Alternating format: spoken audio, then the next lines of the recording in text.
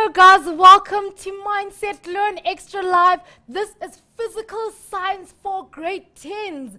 I'm Katleho and this is Abram. How are you, Abram? I'm finding some new kids and Great. to all the mindsetters home. Great. Hi. Hello, Mindsetters. I hope Hi. you have all joined us today. It's going to be such an awesome show. I can't stress to you how awesome it's going to be. Don't It's you going to think? be so great. I feel the fire in the studio. I already. also feel the fire burning in the studio. Someone is going to get down today. I know, right? So Abram is part of our top 10 presenter search, guys. How does it feel, Abram? Feels so great, and it's all thanks to the mindsetters because Really? they're the ones that they've put me here. Okay, so tell us a bit about yourself. Well, I'm just this simple guy who loves social media like nobody's business, hence why I'm here. So I love socializing, guys. That's me. What you see is what you get. I love that's talking to awesome. people, and Facebook is the best place to be at. That's fantastic. So tell them how they can join us today. It's simple, guys. Go to www.facebook.com/learnextra. We'll be there. Post your questions. We'll take them. We also have Tracy with, some great science answers and some stuff. science and flames. Yeah. But otherwise, we'll And be there guys, to take your Abram will questions. be answering all your questions on the page. So you need to jump onto your page on your phone, on your computers, on your mom's phone, on your brother's phone, whatever you need to join us You today better because it do that. really is going to be awesome. And of course, because it's the month of love, we have our random acts of kindness, guys. You guys need to get out into the world and show some love to anyone, guys, anyone. And if you post us a picture of what you've been doing, you can win some really great prizes. Let me show you what they are. It's this Cheetos. Hello, notepad. Some chips. As you can see behind me, there's a party pack, guys. We can Thank start you to opening Simba. one. And we can start opening. We've been dying to eat these. And also there's CDs from Universal. Thank you so much, Universal. There's Donald, there's Unati, there's Kaya, there's Malik, there's some love songs for all you lovers out there. And also there's a pen and some lanyards, and also you can win this very special Mindset t-shirt. So make sure that you're joining us on the page and joining our show today because we will be doing our famous draws. As you know, we love giving away stuff. So we'll be giving away all of this to the lucky winner, guys. So make sure that you're jumping on this page. I can't stress to you how important it is. Thank you to Simba for actually giving us all these goodie bags, guys. I'm dying to share this with you, so you need to win it just for me. Tracy, we haven't forgotten about you. Please tell us what we'll be doing today. How's it, Mindsetters? We're going to be getting involved in atoms, and we're going to be looking at atoms and investigating how our understanding of atoms has come to be. So we've got some flame tests going here. We're going to be investigating a bunch of things with That's regards to awesome. atoms. So, as you say, the heat is on. The heat is on. Let's do this thing. Take it away, Tracy. Thanks so much. So, Mindsetters, I've got a spirit burner here and a bunch of chemicals that I've made as solutions. So a solution mixed with water, and we've got some sodium sulfite, we have some sodium chloride, some copper chloride, this is the blue one, the copper chloride, we have some potassium nitrate, and then some calcium carbonate. Calcium carbonate doesn't dissolve well in water, and so you can see it's mostly solidified at the bottom or precipitated out. And what I want to see is what color would the solution be if I lit it? Okay, now I want you to zoom in and look closely at the color that you see here. So I'm bringing this down, right down close, and what color do you see there? Look really closely. Do you recognize a yellow color? Okay. Now I'm going to certainly rinse off that stick. I've got some acid, dilute acid and water there. And I want to test the next one. This is also a sodium solution. This one was sodium chloride, so table salt. And we'll look closely what's happening as we allow that to heat up and light. And very clearly, are you seeing that yellow flame color? The yellow flame color is what they use in, is characteristic of sodium. And it's a yellowish red color. Let's rinse that one off and try some of this copper. Now, copper solution, you can see it's a lovely blue color and it's incredibly characteristic of copper. Let's have a look. Now, I want to bring this really close and look closely. I'm not seeing it just yet. Let's put a little bit more on the stick. And let's see if we can see anything different in this flame color. Okay. Now it's not heating up just enough yet. I think it needs a few seconds.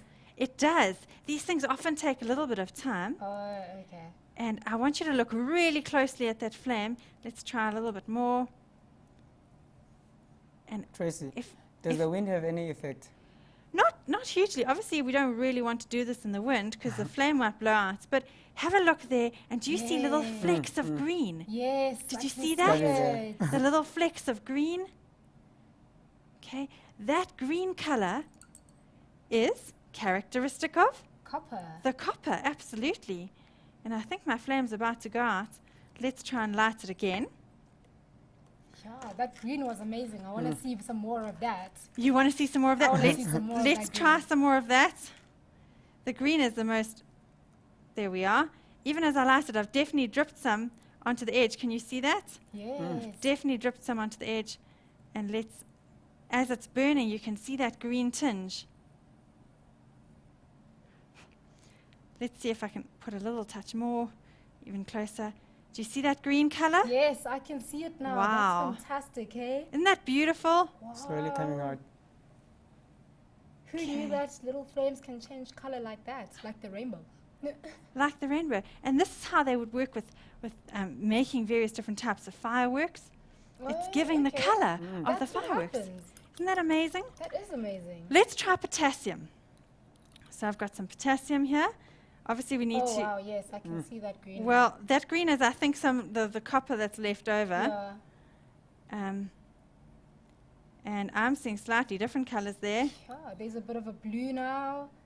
A yellow is still under there. The yellow is still there.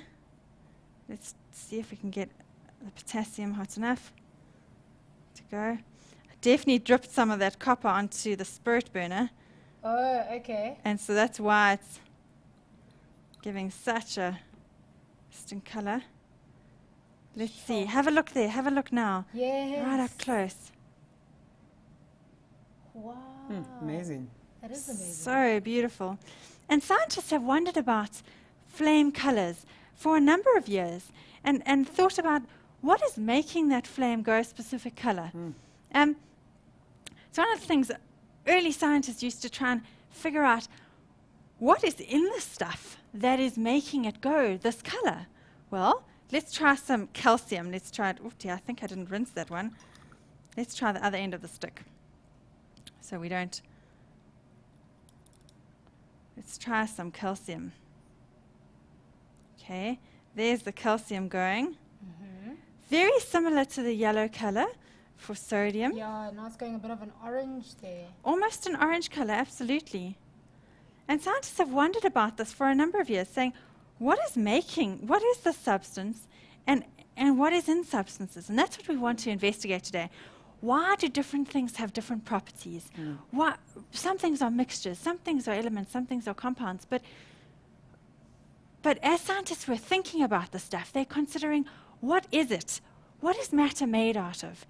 And way back when the Greeks used to think about and debate all these different things, and we love to have debates.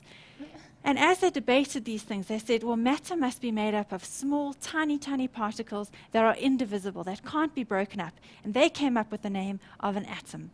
And then over the years, different scientists, as our technology develops, different scientists said, well, what about this, or what about that? And hang on, things actually have charge. So as they discovered charge, our understanding of what an atom is has developed over time. And so we're going to be thinking about those, and what I want you to consider as you go and study this chapter is that you do need to know some of the history. You need to think about Dalton, and Dalton's model was very similar to the Greeks in that he said all matter is made up of indivisible particles. And then Thomson came along, and Thomson found out that there's positive and negative charge, or positive charge, but overall atoms are neutral. So there must be some mixture of positives and negatives in there. And so his model was this dough of positive charge overall, and then bits of negatives in between, almost like that rhyme, that story thing that Paul stuck in his thumb and pulled out a plum. Oh, yes. You remember Yes, that I remember from that. when you were a kid? and said, and he would stick his thumb into the dough and said, occasionally in the dough, you're going to have these, what we would illustrate with the pudding plum model is within this mix of the pudding, there are plums. But let's take it back to the science. Within the mixture of the dough as being all positive, we're going to have these negative charges spread throughout. So that was Thomson's model. And then over time, they discovered that there is actually a nucleus. And all these different people, Rutherford discovered the centralization of the positive charge, that it's all concentrated right in the center of the atom. And that was just various contributions over time. So we're going to be investigating this and looking at the models of the atoms. You need to go and make sure you understand the history and bring that together, because science doesn't just happen. Science really develops over time. It's not something that's just kind of put there in your textbook that you've got to now go and study it. It's something that you need to go and engage with and think about. These people have thought about and have discovered it for over a long period of time. And that's really important. So go and work through the history, make sure that you understand who contributed what, and how they discovered those things, particularly Rutherford's experiment. And we don't have time to go through it today, but basically he found out that all the positive charges centralized in the nucleus, right in the center of the atom. And what he did was he was bombarding alpha particles into this sheet of gold leaf. And what he found was actually some of those alpha particles, which are positive, bounced back. And he was like, what? They would bounce back? Fascinating. Well, it's because they were hitting right on the center, on the nucleus. And so positive nucleus, positive charge would bounce back and be repelled from that positive nucleus. So all those types of things are discoveries that you need to go and think about. And when we come back, we're going to be considering an atom and the structure of an atom as we know it today, and looking at isotopes and electron structure. So there's lots of really important key concepts that you need to get today. Okay, before we go for a break, Tracy, with parental guidance, is there any way that someone, maybe some of our mindsetters out there, if they want to try this at home, is it advisable with parental guidance, of course? And With how? parental guidance, I think it would be fine. Maybe go and ask your teacher if you could get some of Yes, these chemicals that must and be better. go and try them. They're actually really easy to look at, and maybe at school you could go and investigate. And sodium chloride, table salt. Yeah. You know, that's something quite straightforward. The copper is quite an easy one to see, and you could see that lovely, brilliant green color. So Really certainly nice. things like that you could go and investigate. Okay. Mindsetters, we'll see you. We'll see you we're going to have a break. So guys, we're going to have a quick break just so that you guys can get those notes together, get some pens, call your friends, tell them to join us, and we'll be back. Abram is going to be on the page, guys, so make sure you are chatting away to him. Abram, please let them know where they can find you. Already the guys are talking on the page. It's www.facebook.com/learnextra. Keep those questions coming, and we've got Tracy, of course, to treat them out. Already guys are enjoying the show. I know, exactly. So call some of your friends who haven't joined us yet, and we'll see you just now.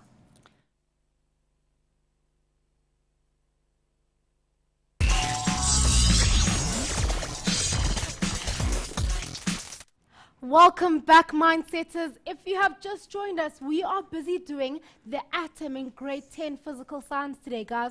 We already have seen stuff burning up in the studio, different flames of different colors. It was really fantastic, and I hope that you guys got a chance to see how awesome that was. And if you didn't, don't you worry, because your friends on Facebook can tell you. And also, we have this awesome site up, guys. This site has notes. It has schedules of what we'll be doing in the show today. It also has the actual shows, guys. So a few days or maybe a week or so after the show has aired, we can actually just jump onto that site and watch a repeat of the show. Isn't that totally awesome? The site is www.learnextra.co.za /live. Guys, I'll put that up on the page so that you guys can check that out. It's really, really awesome, guys. This site is for you to just have fun on. And so is our Facebook page, and so is our Twitter page, guys. And our Twitter handle is @LearnExtra. Make sure that you are using all these platforms, guys, because they are especially for you. And about those random acts of kindness that you're still busy doing, I know you're still busy doing them, taking snaps of them and posting them on the page. Remember that you must post it on our events wall, guys. There's a specific events wall that's created just for your random acts of kindness. Today's one, actually, we're going to have a draw, guys. So make sure that you post it throughout all 3 shows. And don't you dare miss your name, guys. If that's your name that's being called out, remember to check it out, guys, because I want to share those chips with you. So I'm really keen for you guys to join us on the page and post those random acts of kindness. Over to you, Tracy. Thanks so much. What we're going to work on today, and I've mentioned to you already, is atoms. And I want to go through quickly what the lesson is. We've already said matter is made up of atoms. All matter is made up of atoms. Let me grab my pen here. We've discussed briefly that there are different models for atoms that have been developed over time. So we've considered a bit of atomic theory. Discussing isotopes, we're going to come to that. Isotopes is a key definition that you're going to come across in this chapter, important all the way through to matric.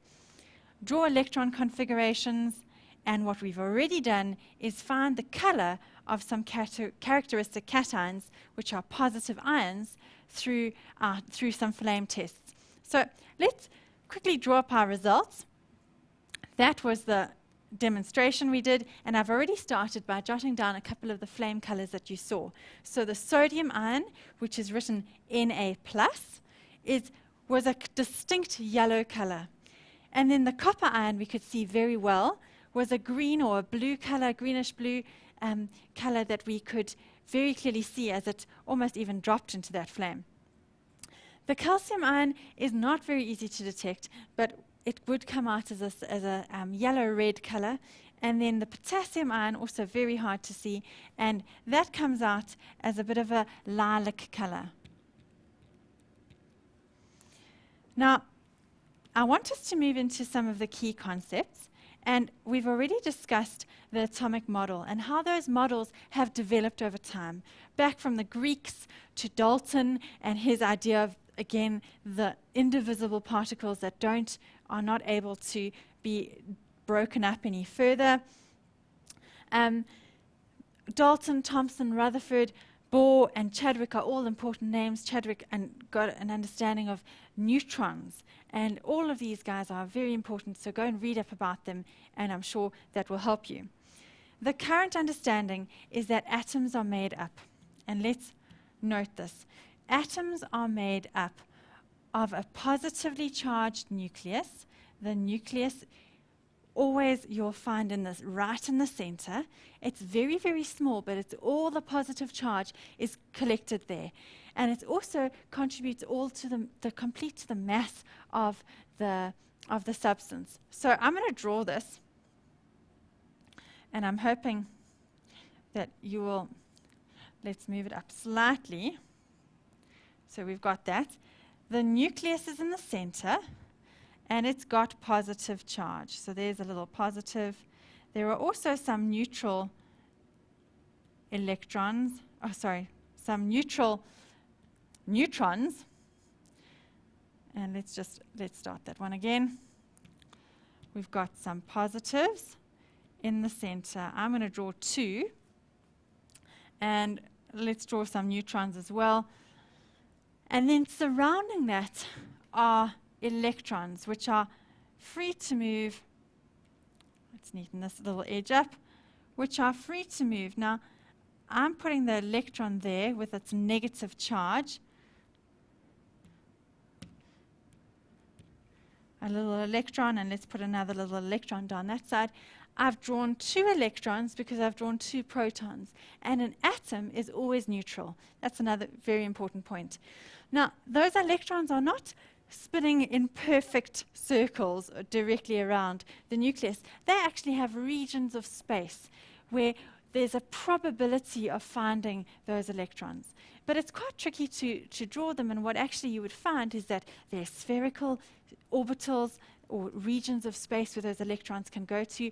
There are dumbbell shaped going up and down like a figure of 8 regions of space where those electrons could be found in. And so you can go and look into electron models or atomic models as with showing the regions of space where there's a probability of finding electrons.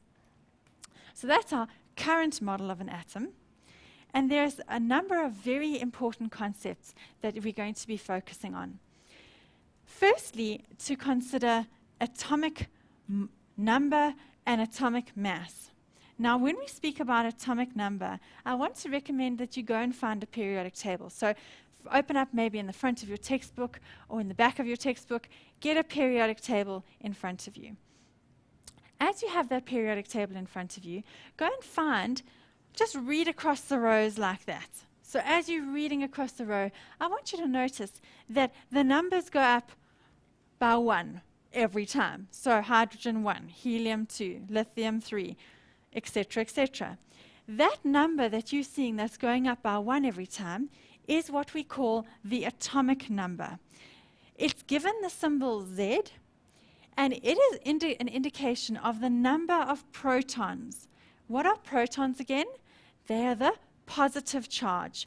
So they are the positive guys in the atom.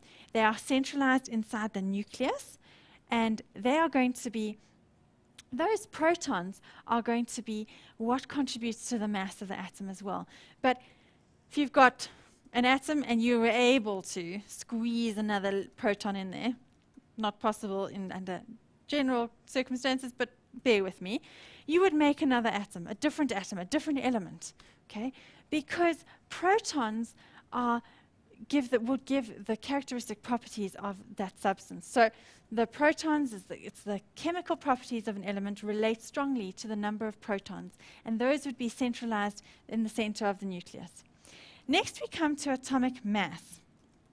Now atomic mass is given the symbol A, and it would depend, it is the mass of an atom, and it depends on the number of nucleons. Now, what do I mean by a nucleon? I mean anything living inside the nucleus, right? So a nucleon would be the protons are inside the nucleus, as well as the neutrons are inside the nucleus. So protons have a positive charge. There, I've got it. Protons have a positive charge. Neutrons have a neutral charge. So they're not contributing to the charge or of the atom, but they are contributing to the mass, because protons have mass, neutrons have mass. Well, you might say, what about the electrons? Well, the electrons are, remember, we said going in these various different orbitals or regions of space, but they don't contribute significant mass to the atom. They are so tiny by comparison to even to protons or even neutrons. So when we think about the mass of the substance, we are specifically talking about how many protons and neutrons there are, how many nucleons, the things living in the nucleus. And we can find this information on the periodic table. What we have is standard notation, and standard notation is a way we would write a chemical symbol with its atomic number and its mass number, so we can find out some more information about it. So have a look. We've got the standard notation will be helpful to you in showing the chemical symbol. Whoopsie. Let's just undo that. The chemical symbol. Okay, so hydrogen, capital H, copper, Cu, all of those chemical symbols that you would find on the periodic table. It also indicates the atomic mass number, so if you like, how heavy it is in atomic mass units, as well as the atomic number of an element as follows. So I've got this diagram for you. You probably have a similar one in your textbook. And if you follow with me, the X is indicating the symbol. Okay, so it could be copper, it could be carbon, it could be hydrogen, it could be oxygen. It doesn't matter what the symbol is. So we're just indicating that with the letter X. Okay, then the top number is the number of nucleons. So this is the mass of the atom, how heavy it is in atomic mass units. That mass is always a big number, because if you consider what we're saying, the bottom one here, the Z, is the number of protons. So the number of nucleons would be the protons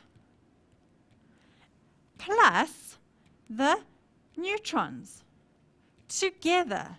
So both of those contribute to the mass of the atom. Whereas this number at the bottom, the Z, is just the number of protons. It's a much smaller number. So if you were to look at them, the mass number, the number of nucleons, is the big number. The protons is always the smaller number. And that would be the atomic number.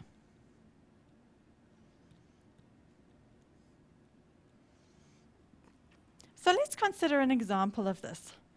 Now, I've gotten one with fluorine, and it's 9 and 19. So let's just break down what we've got there, okay? Fluorine is the atom. So this is indicating fluorine, the atom of fluorine. The 9 is saying to me it is the number of protons. The protons are the positive charge in the center of in the nucleus. And so if I asked you, and this would also be called, another name for this would be its atomic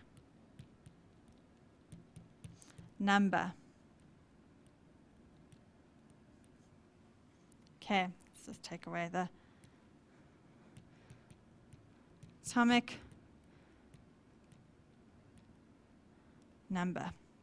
The number at the top, 19, that is something different. This number at the top is protons and neutrons, which, if you were to write it, would be found as the mass number. Now, having a look at that, what could we ask? We could ask, how many protons does this atom have? I could ask you, how many neutrons does this atom have? Well, how would you work that out? Look at it. This number at the top is protons and neutrons. The number at the bottom here is just the protons, which means I can work out the difference between them and work out how many neutrons there are. So let's do that. And I'm going to write over on this side, A, my question, how many neutrons? And I'm putting a question mark there because we're going to try and work it out. Well, we have how many protons and neutrons, and we have how many neutrons. So it would be the mass number minus the atomic number.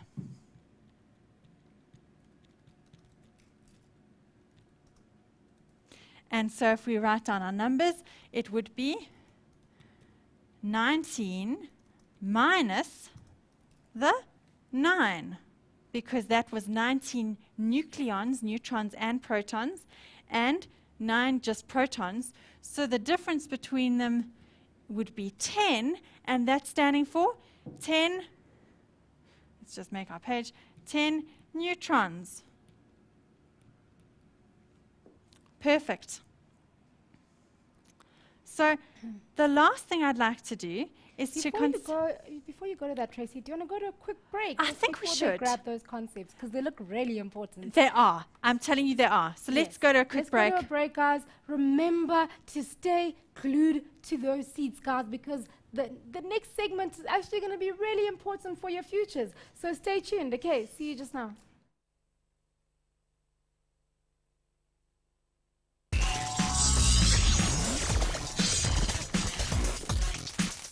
Welcome back, Mindsetters. Wow, what an awesome show it's been so far. I hope that you guys have your textbooks running and your pens rolling and you're taking down all that you need to take down. Remember that our notes are up and there's also a fast link. You can just jump on the page, check out all that is given to you guys. There's so many awesome things. We will never leave you alone in the dark, guys. As you saw, we are lighting flames, so there will always be light where mindset is. And tell your friends, guys, the most important way to give back to others is to show them, guys. If you are doing something good, or if you know a great channel on 319 DSTV on Top TV and you wanna tell your friends to join us, then do so, guys. They will never thank you enough. Every day they'll be coming to you and be like, thanks, mate. You really helped me because now I'm totally getting A's for physical science. Hey, Tracy? Absolutely, and that's what we really want. Exactly. So, grade 10s, let's take it away. As I started with you earlier, and we were just speaking about atoms. An atom is neutral. Now, that is one of the probably most fundamental things. So NB, NB, NB, note this, get this down. An atom is neutral, and what that means is that the number of electrons, and electrons have what type of charge? A negative charge, must be equal to the number of protons. Now, if you were kind of going on a seesaw or balance, what you're going to find is that if the one outweighs the other, there's going to be an overall swing, right? Now, what we're saying is that if an atom is neutral, it's got a complete balance. There is the same number of protons as there are electrons. So overall, it is neutral. That means the overall the charge is balanced. By comparison, if we've had an atom that is neutral, we have another name for something that is not neutral. And an ion is a charged particle. So by saying a charged particle or an ion, I'm meaning that overall there must be a charge. That balance doesn't level out perfectly. You could have more protons and less electrons, or more electrons and less protons. So an ion is any charged particle. It could be a positive charge, and by positive charge, it has more protons, which are the positives, than electrons, which are the negatives. How does that happen? Well, do you recall I said the protons are right in the center, and they're inside the nucleus. So we can't really transfer those around, okay, because they're stuck inside the nucleus. Whereas the electrons that are spinning around in these orbitals, these regions of space where they have the high probability of being found, they can be given away, or we could gain more of them. So the electrons are the things that are given away, or which would be, if they have been given away, overall there are more protons than neutrons, and so this thing is going to be positive. What about if something gains negative, so gains electrons? It's getting more of them. Think about your balance again. Overall, more negatives, less positives. There's going to be an overall negative charge. So the negative charge would be found when you have more electrons than protons. So more of the negative, less of the positive. Electrons have been gained or taken up. Now you can say, why? Surely if you're adding something, think about what you're adding. You're adding more negative. Okay, so you're adding in electrons which carry a negative charge. If we move on, and that is incredibly important. We're going to come to some questions around which that is based. Let's go to some isotopes.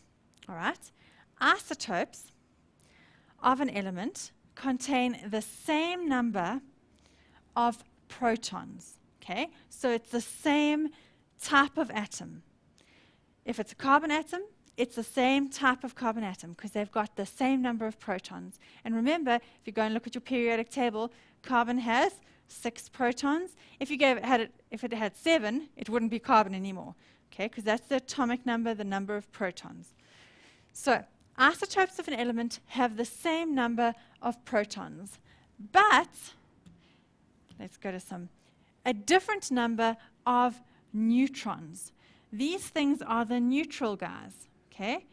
They are sitting inside the nucleus, but they're just contributing mass. So they're just adding to how heavy the substance is, i.e.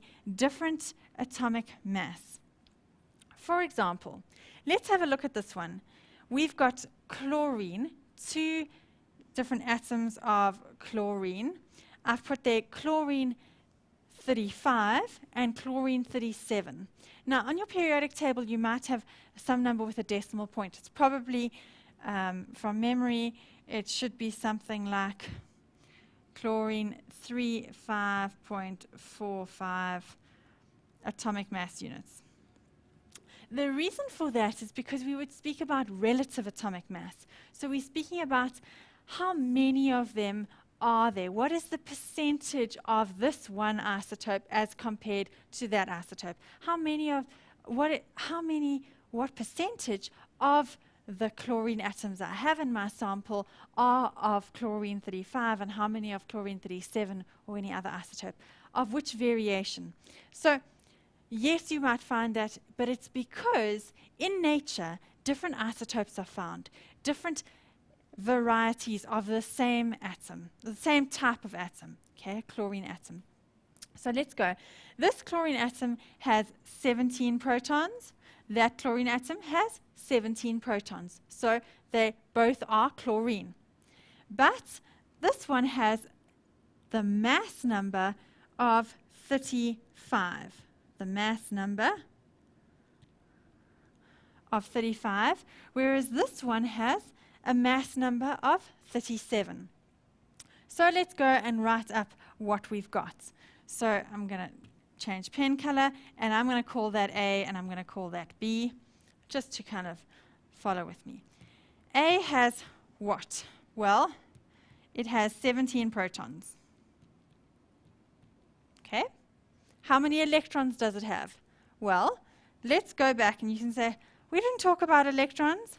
No, we didn't too much. But if it's an atom, what do we know? An atom is neutral. So the same number of protons as electrons, they must balance out. And I'm going to just jot down a bit of a table here.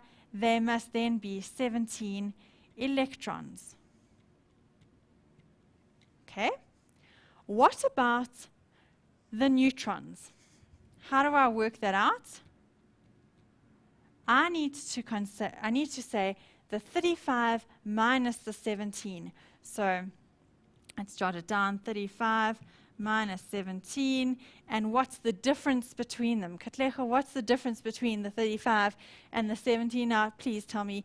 We don't need a calculator to do this. Please tell me. Please tell us, mindsetters. 12? No, 12? 13? I hope so. So let's just quickly check that. We've got to get to 5, so 17. Quickly. Is 18. it 12? 18? 12. Oh, now you're throwing me out. What is it? I think it's 18. 18. Thank you. Let's stick with 18. Okay. Keep going. Don't get lost. If we now consider B, the number of protons, I'm now looking at the second one. We've got 17 protons, because once again, that's the atomic number. How many electrons? They balance, so because this is neutral, so 17 electrons. At this point, they're looking exactly the same. What about the number of neutrons? How many neutrons does this have? Well, now I need to say 37 minus 17, and I can do that in my head. So 35 minus the 17. No, sorry, not 35 minus 17. What would it be? 37 minus the 17, and that's going to take us to 20 neutrons. So as I compare those two, what is different between them? They have the same number of protons, they have the same number of electrons, but they have a different number of neutrons. And if I take you back to this definition of what an isotope is, An isotope of an element has the same number of protons, but a different number of neutrons, and so their masses are going to be different. I think we're going to need to stop for a short break now. Okay. So take up your energy, make sure you've gotten those last few notes down. Remember, the notes are on the page, so go back and make sure you go and download those. Awesome. Thank you very much, Tracy. Guys, during this break, it's all about physical science, guys. Just get your notepads. If you don't have them yet by now, you should have full notepads, not even no notepad. So make sure that you get those running, and we'll see you right after the short break.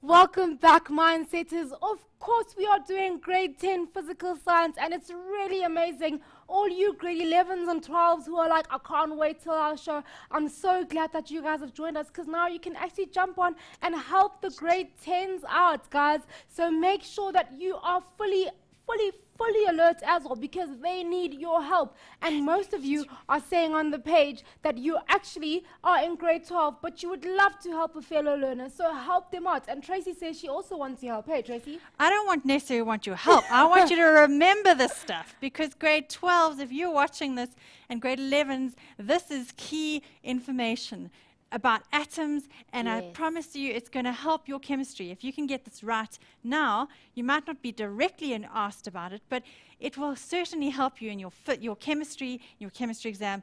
They will be asking stuff that is based on this fundamental information. And it's very important to actually have it in your mind, so you actually know it for all your years at high school. Absolutely. Absolutely. Well, we're going to tackle some questions now, so I hope you've got your exam pads out and you've got your notes, and we're going to be working on Question 1, for each of the following, complete the table indicating the number of protons, electrons, and neutrons for each substance. Now, I've thrown in a couple of interesting ones here, and I've got a periodic table to refer to as well, because remember we said all that information is on the periodic table. Now, remember we spoke about standard notation, and by standard notation we had atomic mass and atomic number at the bottom. Watch out. Periodic tables are sometimes arranged differently. So I want to go down to this periodic table and have a look at it. Notice the small number is at the top and the big number is at the bottom. Now, that's not too much of a worry. I can just go and look at a legend or a key. No, I don't have one here. But that would help me just to remember that the big number is always the mass, because it's got protons and neutrons. The small number is always the number of protons, the atomic number. So we're going to be working through various substances and filling in this table. Let's go. A carbon atom. First, let's go and find carbon on the periodic table. There it is, carbon 6 and 12,011. I'm just going to work with the whole numbers and round off. So carbon 6. That small number is indicating to me that it is the number of protons. So there are 6 carbons in there.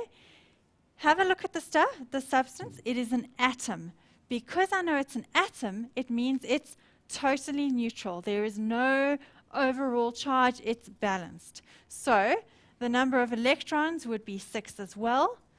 How about the number of neutrons? Well, I'm going to write this carbon, whoopsie, let's undo and write that nice and neatly. Carbon 6 and 12. The difference between those two numbers would be 6 as well. So there are 6 protons, 6 electrons, and we're going through neutrons. Let's go to sodium. Find sodium on the periodic table. Have a look at it. Here it is. Sodium is 11 and 22. Actually 23, 22, I think that's a 9 or an 8. So let's jot this one down. Sodium would be Na, and it has got 23, that's a 2, 23 and 11. So have a look at it. This, however, is not just any sodium. This is a sodium ion, okay? Pick the word here. It is an ion, which means it's got an overall charge. And we're going to have to look at it. It is Na+, which means overall there is one more positive and one less negative. Okay? So have a look at this one. We've got Na, how many protons? 11 protons. How many electrons would this have? Well, I said to you, 1 less. So overall, then 10 of the negatives. And now we go back and we work out the difference from 11 to 23. The difference would be 23 minus the 11, 12. And the last one let's look at is bromine. Bromine is all the way down here. You're not going to see that in that color. Let's change color. And bromine down there in group 17. It's one of the halogens. Bromine 35 and 80. So I'm going to write it here. Bromine 35 in standard notation and 80. So we'll fill in these quickly. Bromine, how many protons does it have? 35. How many electrons does it have? Go back. It's an ion. So it's got an overall negative charge. It's not balanced. So it's got a negative charge that's indicated at the top there. And so what you're going to notice is that overall there's one more negative, so 36. And if we say 80 minus 35, that would give me the difference. There, 80 minus 35 is 45, and you could go and work those out. It's incredibly important that you link your terminology to the calculations that you need to work out with standard notation. We're going to have to take a short break. Katlego. Thank you, Tracy. So guys, it has come to the end of the show. Do you know how sad it is when it gets to this point, when I know that you guys are like, oh, I'm just starting to have fun and I'm just starting to understand, but then we have to leave. But don't worry, same place, same time, next week on 319, and we will be having such a great time. So make sure that you join us again, Great Hens. Thank you so much for today. And obviously from us, goodbye, Tracy. Bye-bye. Bye.